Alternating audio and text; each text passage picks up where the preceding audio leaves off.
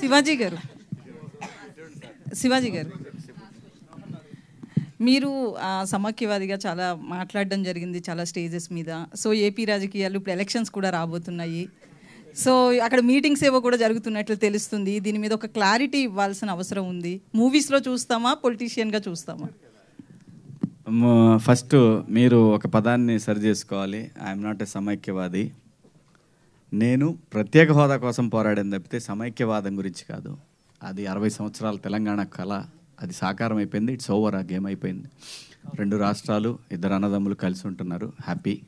దాని తర్వాత ఎలక్షన్స్ వచ్చినా రాకపోయినా నేనైతే డైరెక్ట్ పాలిటిక్స్లో ఎప్పుడు పాల్గొనేవాడిని కాదు, నాకు సంబంధం లేదు.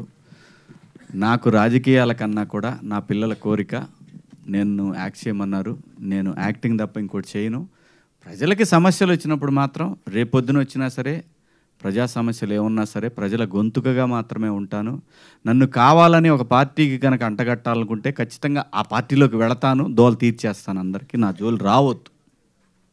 నేను నిజాలు మాట్లాడతా కాబట్టి అందరికీ ప్రాబ్లమే.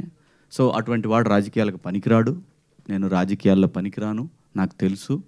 ప్రజల గొంతుకగా మాత్రమే ఉంటాను. దయచేసి నన్ను ఎవరు కూడా ఫలాని రాజకీయ పార్టీ, ఫలాని చంద్రబాబుకో, ఫలాని జగన్మోహన్ రెడ్డికో, లేదంటే మా కేసీఆర్కో ఇట్లా ఏం నాకు సంబంధం లేదు. నేను ప్రజల సమస్యల గురించే మాట్లాడతాను, అది మాత్రమే గుర్తించండి. గుర్తించబోయినా నాకు పోయేదేమీ లేదు.